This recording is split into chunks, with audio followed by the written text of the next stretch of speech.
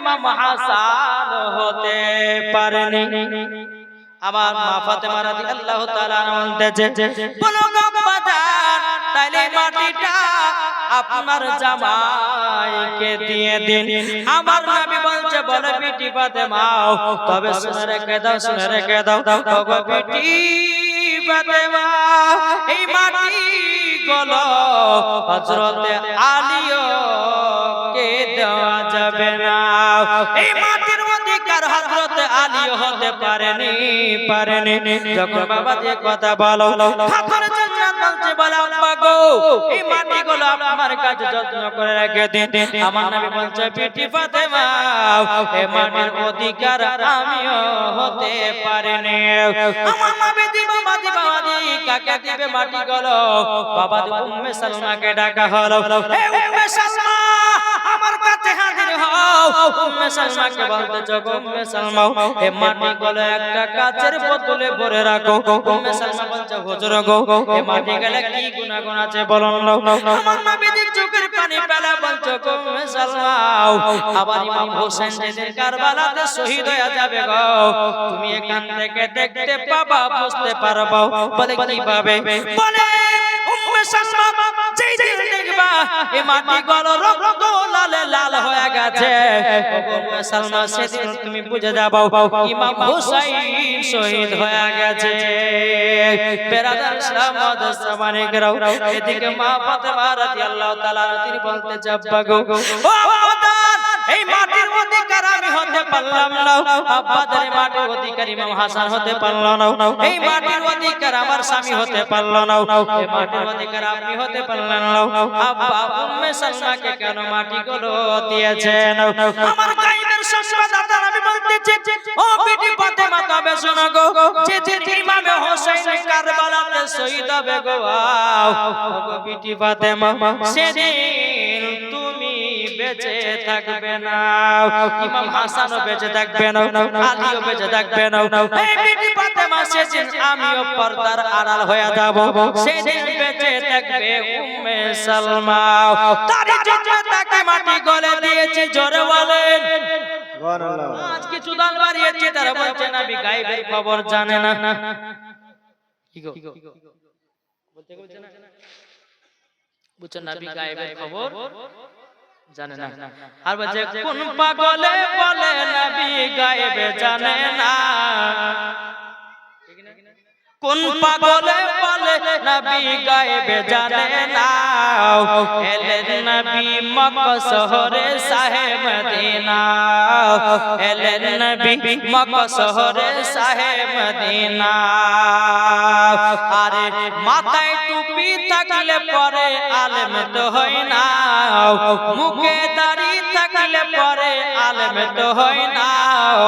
যাদের দিলে আছে নবী তারাই মৌলানা।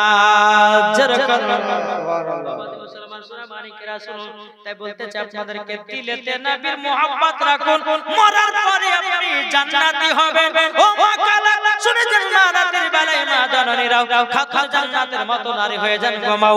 খাতুন জান্নাতের মতো যদি নারী হতে পারেন, মরার পরে জান্নাতি হওয়া যাবে। এদিকে মহিলারা বাবাজি, এরা কখনো স্বামীর সঙ্গে ঝগড়া করে? বাবাজি মুসলমান ভাইরাও, হে সোনা মানিকেরাও, আমাদের বড় ভগবান বলার মহিলাদের কথা আমি বলতেছি। এই মহিলারা বাবা কি করে, স্বামীকে এক মুঠো বাবা যে ভাত তুলে দেয় না, কোন স্বামীকে বাবা এক গ্লাস পানিও আগিয়ে দেয় না, কোন বিবিতে বাবা স্বামীকে একটু পাঙ্খা নিয়ে হাওয়াও করে দেয় না। যদি স্বামী মাঠে থাকি, এসে বলে, বিবি রে একটু আমাকে ঠান্ডা পানি দে, বলে কলে যাও টিপে খাও, বলে ভাত দে, বলে হাসার ঘরে যাও আর খুলে খাও। মা খালা, স্বামীর সেবা করো। স্বামীর সেবা যারা করেছে তারাই তো খাতুনে জান্নাতের মতো নারী হয়েছে, ঠিক না? আবার কিছু কিছু মহিলাকে দেখবেন বাবাজি মুসলমান, তার স্বামী গেছে আপনার মাঠে কাজ করতে, তো এদিকে আবার দেখছে যে অনেক লেট হয়ে গেছে, ভোকও লেগে গেছে, গাপ গাপ করে ঘরে বসে আপনার রান্না ঘরে গিয়ে দু থালি ভাত মেরেছে। মারার পর যখন স্বামী এসে বাড়িতে, এই মাঠে কতক্ষণ থাকে আপনার লেগে সকাল থেকে আমও খাইনি, এদিকে কিন্তু দুথালি মেরে দিয়েছে। তাহলে বলুন আল্লাহ দেখতে পাচ্ছে না?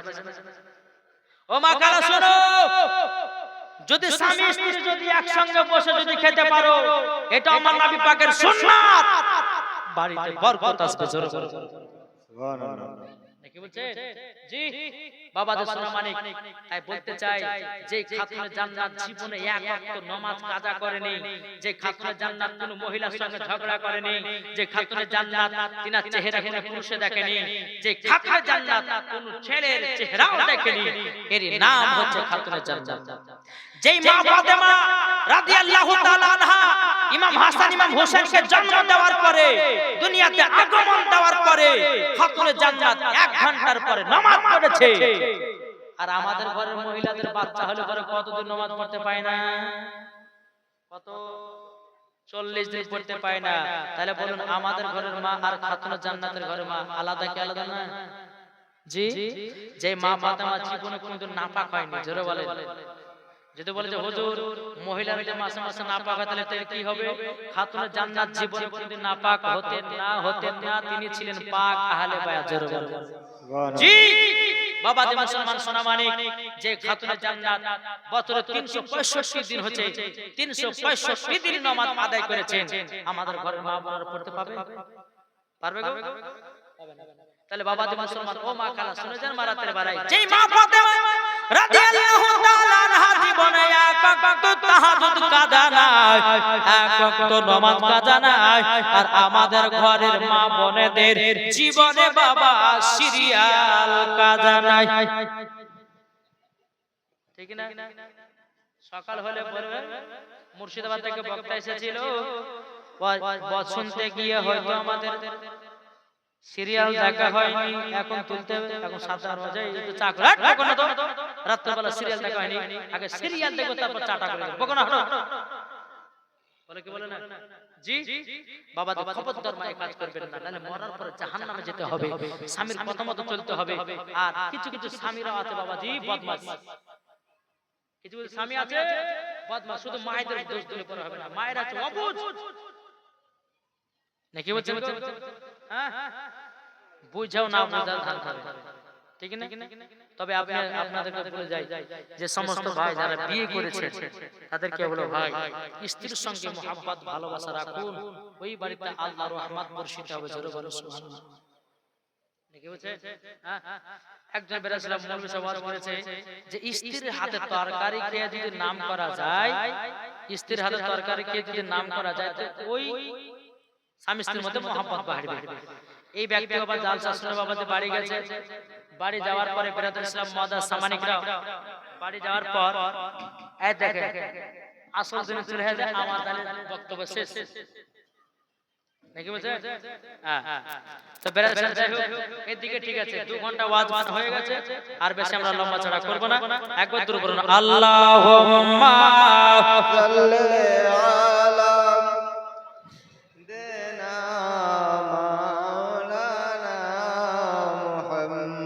ওয়ালা আলি সাইয়্যিদিনা মাওলানা মুহাম্মদ সাল্লাল্লাহু আলাইহি ওয়াসাল্লাম। বাবা দিতে মায়েদেরকে বলতেছে মা স্বামী স্ত্রীর মধ্যে মহব্বত যদি বাড়াতে চান তো স্বামী স্ত্রীর মধ্যে কাঁদরি খাবেন। এই মা কারা শুনেন, মহব্বত যদি বাড়াতে চান স্বামী স্ত্রীর মধ্যে কাঁদরি খাবার খাবেন, ইনশাআল্লাহ মহব্বত বাড়বে। তো ছেলেটা বাবা বাড়তে গেছে, যাওয়ার পরে বেরাদুল ইসলাম মাদার সামানিকরা বাড়তে যাওয়ার পরে বিবি কইছে বিবি খেতে দাও, তো দেশি মুরগির গোশত দিয়েছে আর বাবা রুটি দিয়েছে। তো যখন একটা বাবা রান মুখে দিতে যাবে কি ওমনি ওর মাথা পড়ে রে, বক্তা সাহেব বলল যে স্ত্রীর হাতে তরকারি কে নাম করলে মহব্বত বাড়বে, টেরাই করে দেখি যখন মনে একটা রান্না, আলহামদুলিল্লাহ মাশাআল্লাহ বিবি তুমি এত সুন্দর রান্না করেছো, তোমার মতো রান্না কোনোদিন পাইনি। এদিকে তখন আবার বলছে ও আজকে তো বলবে, আজকে তো আমি রান্না করি না, আজকে ওই পড়ার জরুরি তরকারি দিয়ে গেছে, নিশ্চয় সমস্যার জন্য কোনো কানেকশন আছে বলে কি বলে। তো বাবা যে মুসলমান যাই হোক, আল্লাহ পাক আল্লাহ তাআলা যেন আমাদের সকলকে নবীর আশিক নবীর প্রেমিক বানায় নাই। বাবা যে একটা ভাষাতে একটু গজালে ছন্দ পড়বে, শুনতে রাজি আছেন? যে এক কলি কলি আপনাদেরকে কষ্ট দিচ্ছি আমি নাকি তাই কমালতেছে ভোজপুরে চান্দা বলে তারা বলে বলে মামুদ নবীজি আইলেন ভোরে ভোর জোরওয়ালেন নবীজি আইলেন ভোরে ভোর दिल का पपीहा पी पी करके कोयल मचाला बोल नबी जी आयलन भोर भोर नबी जी आयलन भोर भोर जरवालेन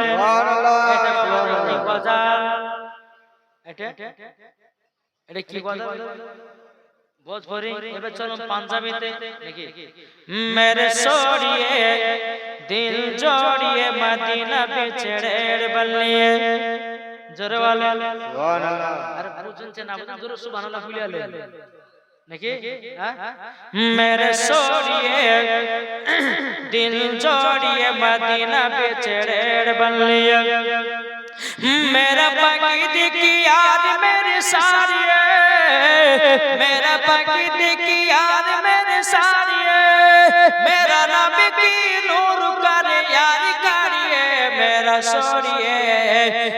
सोड़िए मदीना बिछड़ेर बनिए जोरवाले এটা হলো বাবা পাঞ্জাবি এবার চলুন যাই আমরা ইংলিশে स्वीट मदीना भेरला बोले गुड मदीना भेरला बोले स्वीट मदीना भेरला बोले